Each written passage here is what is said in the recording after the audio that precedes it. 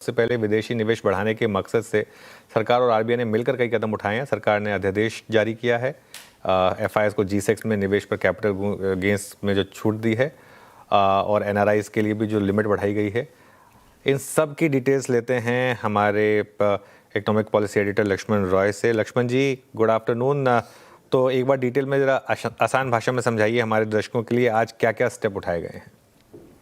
देखिए, इसको दरअसल दो हिस्से में बांट के देखते हैं। पहला एफआईज की बात करें तो जो गवर्नमेंट सिक्योरिटीज होती है, दरअसल सरकार को जब पैसा जुटाना होता है तो सरकार बॉन्ड जारी करती है। तो उस गवर्नमेंट सिक्योरिटीज या बॉन्ड में जब विदेशी निवेशक पैसा लगाते हैं तो दो तरह के टैक्स सरकार उनसे वसूलती है। एक जो उनको ब्याज मिलता है उस पर उनको टैक्स देना होगा, और दूसरा उस पर जो रिटर्न मिलता है, कैपिटल गेंस होता है, उस पर उनको टैक्स देना पड़ेगा। तो सरकार ने आज अध्यादेश जारी करके ये फैसला लिया है कि उनके ब्याज पर कोई टैक्स नहीं लिया जाएगा, उनको जो कैपिटल गेंस होगा उस पर कोई टैक्स नहीं लिया जाएगा। एक और महत्वपूर्ण बात, उनको करीब 20% के आसपास विदहोल्डिंग टैक्स देना पड़ता था, वो विदहोल्डिंग टैक्स भी नहीं देना पड़ेगा। आज के अध्यादेश में सरकार ने इसको साफ किया है। एक और महत्वपूर्ण बात बता दूं, ये कब से लागू होगा तो बता दूं कि जो इंटरेस्ट, जो कैपिटल गेंस 1 अप्रैल या उसके बाद हुआ है उस पर यह लागू होगा। ध्यान दिएगा, अध्यादेश आज जारी हुआ है लेकिन ये लागू माना जाएगा 1 अप्रैल से, यानी 1 अप्रैल और उसके बाद से जो भी उनको ब्याज मिला है गवर्नमेंट बॉन्ड पे, जो भी रिटर्न मिला है गवर्नमेंट बॉन्ड पे, कैपिटल गेंस हुआ है,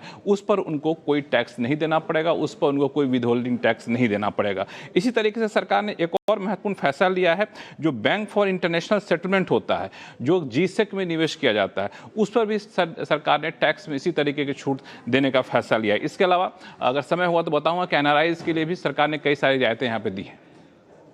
बिल्कुल। तो लक्ष्मण जी, नहीं समय हमारे पास दूसरा सवाल एक ये भी था कि जो LTCG और STCG पर लोग उम्मीद लगाए बैठे हैं, इसमें कुछ एक्सपेक्ट करें या अभी के लिए बस इतना ही सरकार की तरफ से?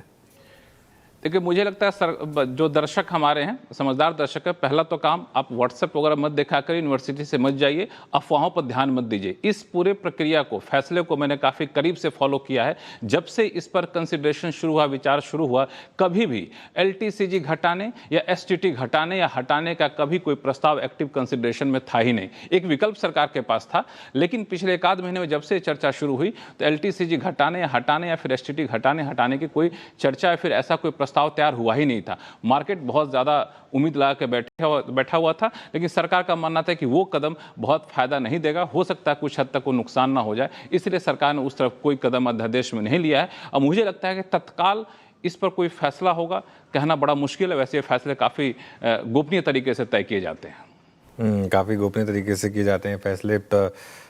शुक्रिया लक्ष्मण जी, आते रहेंगे आपके पास और इन्फॉर्मेशन के लिए। देखिए, जो बात लक्ष्मण जी ने एक्सप्लेन की है ना, बहुत सिंपल है। सरकार चाहती है कि थोड़ा सा पैसा जो है वो आपका बाहर ना जाए और यहाँ रहे। तो उससे पहले आपको याद होगा गोल्ड पे जब इम्पोर्ट ड्यूटी वगैरह की गई थी, अब ये एक इंसेंटिव है लोगों को कि आप यहाँ पे पैसा लगाइए। आप पैसा लगाएंगे तो आपको इंटरेस्ट पे भी कुछ टैक्स नहीं लगेगा, आपका जो गेंस होगा उस पर भी कोई टैक्स नहीं लगेगा। और देखिए, बाहर भी जो लोग रहते हैं ना, एक तो ये फैक्ट है कि जो कई NRIs हैं वो ज़्यादा देशभक्त हो जाते हैं NRI बनने के बाद, है ना। उनको लगता है कि थोड़ा सा हमारे देश में भी पैसा लगाएं तो थोड़ा सा कुछ हम भी हेल्प कर सकें। अब फिजिकली तो हेल्प कर नहीं पा रहे, कुछ मॉनेटरी हेल्प कर दें, तो चाहते हैं कि थोड़ा पैसा लगाएं, लेकिन वो उनके लिए लिमिट लगी हुई है कि आप कितना पैसा इन्वेस्ट कर सकते हैं।